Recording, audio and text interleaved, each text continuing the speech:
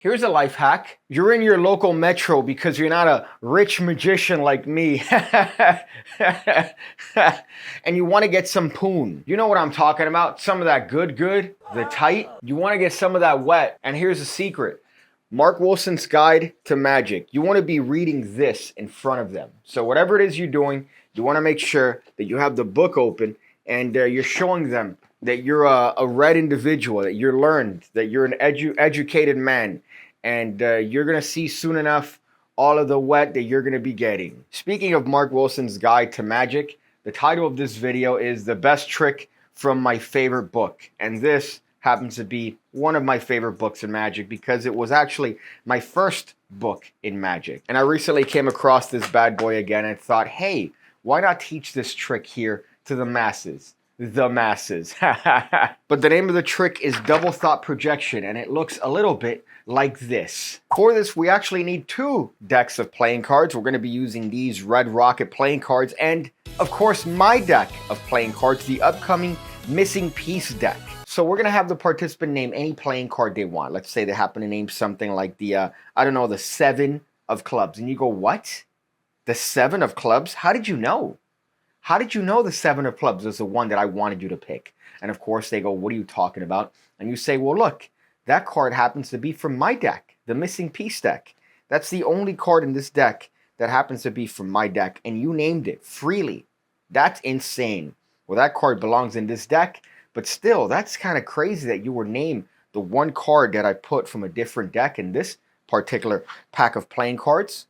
I tell you what, it would be a little bit more of a quinky dink and more proof to you that I'm actually a psychic tornado if the card from this deck was in this deck. Don't you think? I think that would be even more of a quinky dink.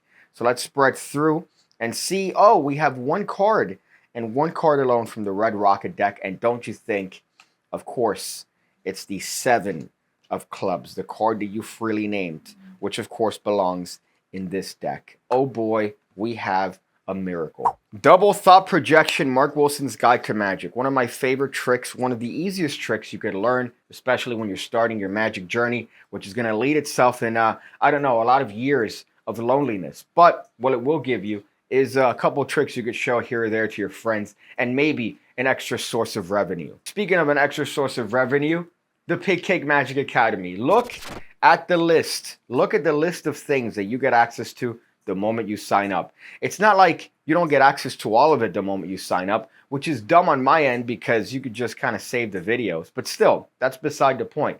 It's a lot of content, and it's great content designed to have you go from a beginner all the way to an expert level magician. You have everything there. Card stuff, you have theory, you have coin stuff. You have the Mentalism Academy. There's a lot of things that you could do in the PigCake Magic Academy. It's extraordinarily reasonably priced. It's the price of a White Claw a month. A White Claw at one of those fancy bars, not by itself. By itself, it's a reasonable price because it usually comes in a 12-pack, but in a bar that you would go to. So check it out. Get a White Claw a month and help me out and help you out.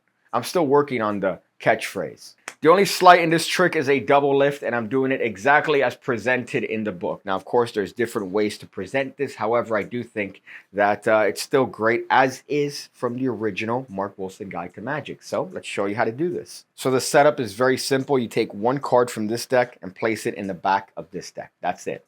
Now, of course, typically you want the cards to somewhat match. These don't match because, well, all the faces are custom. Haha, new feature, right? Incoming to your hands hopefully soon, but it's still going to be something you could get away with as long as you present this correctly. So what you're going to do is you're going to tell the participant that you're going to try to influence their choice here. So you want them to name any card they want. Let's say they happen to name, I don't know, something like the 10 of hearts, and you go, what? The 10 of hearts. Now when you're saying that, all you're going to do is take the card out, remove it from the deck, and here you're going to get a little pinky break beneath the card that you snuck in from the other deck. Now you're doing this as you're talking about the 10 of clubs, and you say, how did you know? How did you know to name the 10 of hearts? Well, what's interesting is that, well, the 10 of hearts is actually from this deck. Now here, I'm doing a double lift where I'm lifting both cards as one. This is not a traditional form of a double lift, but it is from the original book, and it does make sense in this context because you are going to be spreading these cards on the table. So you're going to lift the cards and say, this actually comes from this deck. Remember, these cards are different, and you name the only different card in the deck. And all I'm doing here is lifting these two cards as one. Now, when that effect settles, I'm just simply going to take these cards with my left hand, turn them face up, and drop this card on top. Now, the reason that Mark Wilson justifies this action is that, of course, you're just placing the card back in the deck. That's where the card belongs, so that's where you're putting it. And at this point, you could remind a participant that they could have named any card, and if this was really a true demonstration of your psychic ability to influence them, well, we would also have a different colored card in this deck. It'd be the card from this deck, as a matter of fact. So you spread these cards, and of course, lo and behold, we find one card from a different deck, and it happens to be the exact card that they happen to name. And of course, at that point, you place that card right back in the deck, cut the cards as you did before, and everything is copacetic, my friends. Now, this is great when you have multiple decks in play, right? Maybe you're doing one trick, a do as I do style trick, and you want to introduce this bad boy as your opener. Well, why not?